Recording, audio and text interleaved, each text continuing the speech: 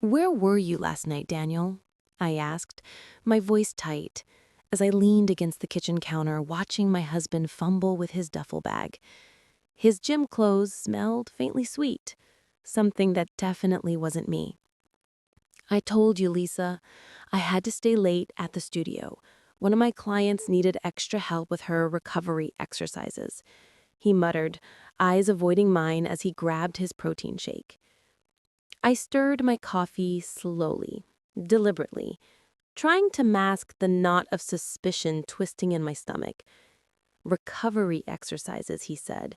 My gut told me something was off. At 49, I wasn't naive. After 17 years working in HR at Silverline Corp, I could spot a lie faster than most people could sip their coffee. His tells were screaming at me. The way his eyes darted away, the subtle clearing of his throat, the lingering sense of floral perfume that definitely wasn't mine. "That's 4 nights this week, Dan. Business must be booming at Elevate Fitness," I said casually, letting my words hang in the air. He forced a small smile, brushing a hand through his salt and pepper hair. "You know how it is. Summer's coming. Everyone wants results," he said, pressing a perfunctory kiss to my forehead. I watched him leave through the window, the desert sun glaring off his Jeep as he drove down our quiet street in Scottsdale, Arizona. Something made my chest tighten. He was humming. Daniel never hummed unless he was genuinely happy, not after a conversation like this. That evening, I waited until he showered and slipped outside to check his Jeep. The Arizona heat radiated off the leather seats as I opened the driver's side door. Something small, tucked under the seat, caught my eye. My fingers closed around a tube of massage oil. Expensive, intimate, the kind we hadn't used in years. My hand trembled slightly. 25 years of marriage, and this was the evidence that confirmed everything I had been suspecting. I remembered all the subtle signs I ignored: the sudden interest in expensive supplements, the extra long showers, the mysterious phone calls he took outside. Daniel had always been charming. That's what drew me to him in 2000. I was 24, freshly graduated in HR, and he was 30, already running personal training sessions with dreams of owning his own studio. We married 2 years later in a lakeside ceremony in Sedona, full of hope and big plans: kids, a bigger home, maybe even his dream gym.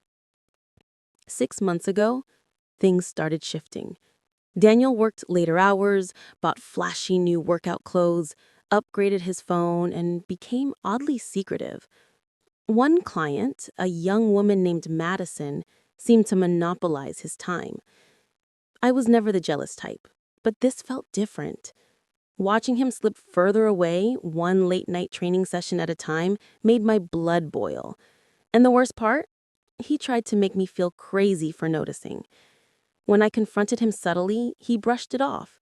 It's the clothes, the perfume, the gym schedule. But now, I had proof. Tangible proof. I could have confronted him directly, but I knew Daniel too well. Denial, anger, manipulation, it would have all been on me. Hiring a private investigator? Expensive and humiliating. No, I would rely on my own experience. Gather information, plan, execute strategically. Over the next week, I became a detective in my own home. I tracked his habits, his late-night schedule, Mondays, Wednesdays, and Fridays. Always gone, always freshly showered, always claiming client sessions. I started digging online. Madison's social media presence was subtle, but revealing. Workout selfies, videos, all angles perfectly displaying her form while Daniel's voice guided her. Those hands, those gestures, unmistakable. My husband's hands. Saturday morning, I was ready. Daniel was showering, humming that same irritatingly content tune. I retrieved the tube of massage oil from under the Jeep seat, emptied it, and refilled it with industrial-strength superglue. It looked identical. Carefully, I returned it to its hiding place. Later, Daniel left for his session. I called my mother-in-law, Elaine, suggesting a brunch and spa outing. She eagerly accepted. This would be my alibi. I needed to be nowhere near the scene when Daniel would discover the consequences of his own actions. Brunch with Elaine was a mixture of light conversation and strategic inspiration. She told stories of her youth, of indiscretions she witnessed, and how she handled them. She laughed over martinis, shaking her head, saying, "Sometimes justice is best served creatively." Back at home around 3 p.m., my phone buzzed with an alert from the neighborhood app. Unusual emergency vehicles near Madison's apartment complex. I forced myself to appear calm as I glanced at the notification. Moments later, neighbors gathered outside whispering about a bizarre incident. Two people literally stuck together during private activities requiring fire department intervention.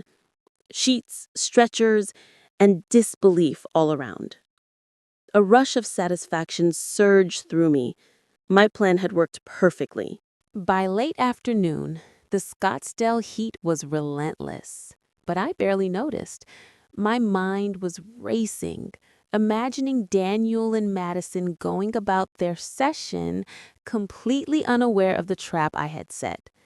Back at Madison's apartment, she was laughing, stretching, and following Daniel's guidance. "Perfect, Madison. Hold that pose just a little longer," Daniel's voice coaxed. But the moment came when he reached for the tube of massage oil, only to find it immovable. Panic flickered across his face. Madison frowned. What's wrong?" Daniel tried again, twisting and squeezing, but it wouldn't budge. Sweat beaded his forehead. It's stuck," he muttered, voice tight with mounting terror. At that moment, the absurdity of the situation hit him, and a sinking realization dawned. His clever little affair had literally backfired, and worse, there was no quick fix. Industrial strength glue does not yield to nervous hands or whispered pleas. By the time I checked my phone at 5 p.m., the neighborhood app was buzzing with notifications. Fire trucks, paramedics, even a police presence. Panic spread like wildfire. Neighbors recorded videos, speculating, whispering, laughing at the bizarre reports.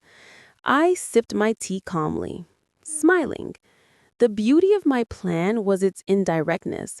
I didn't have to confront him in person. Nature and chemistry would handle the humiliation for me.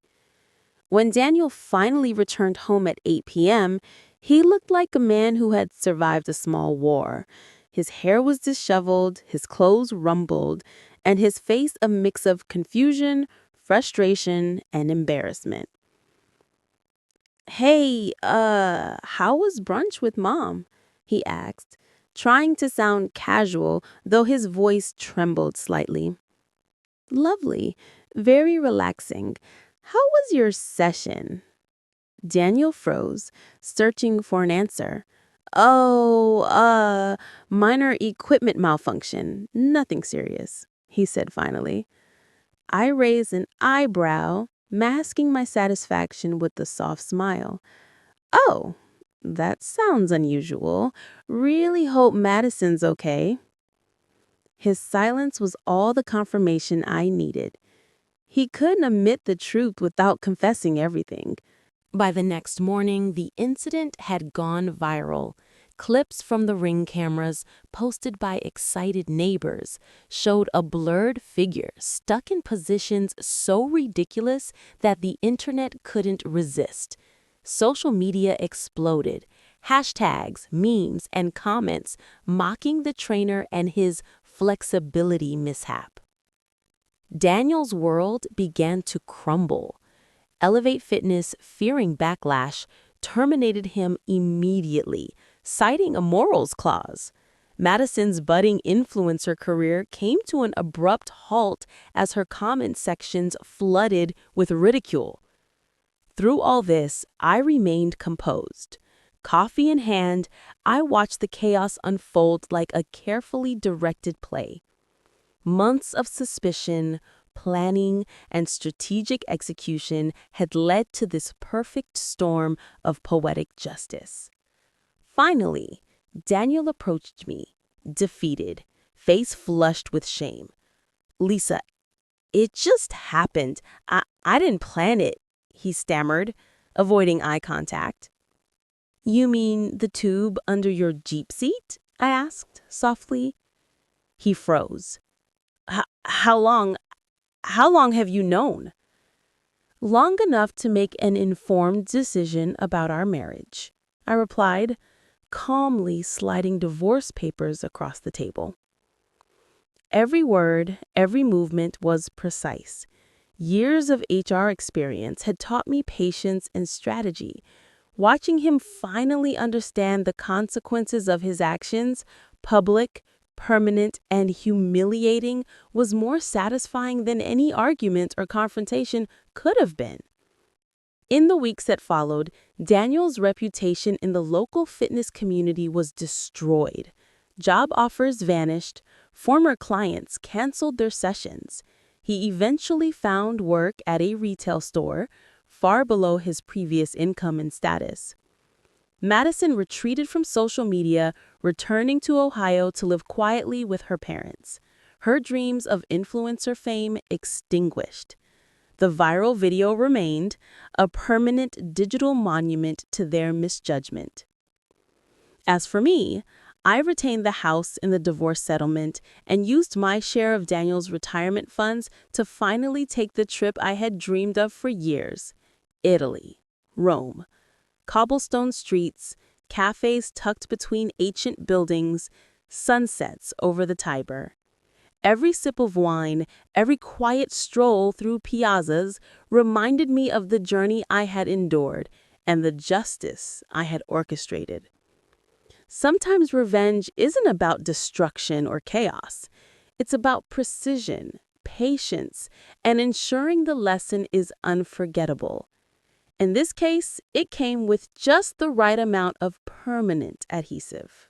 Sitting in a small Roman cafe, I reflected on the strange arc of my life, from suspicion and betrayal to meticulous planning and ultimate satisfaction. My marriage had ended, yes, but not without me securing dignity, control, and closure. The satisfaction wasn't just in the humiliation of Daniel and Madison, it was in proving to myself and to the universe that I could reclaim power in a situation designed to make me feel powerless. I raised my glass to the setting sun. Justice, I thought, doesn't always look like anger. Sometimes it's as simple and as brilliant as a well-planned tube of glue. Even months later, every time a neighbor mentioned the sticky incident, I couldn't help but smile. And every time Daniel or Madison thought of their past actions, the memory of humiliation lingered. Because in the end, actions have consequences, and some consequences are inescapable.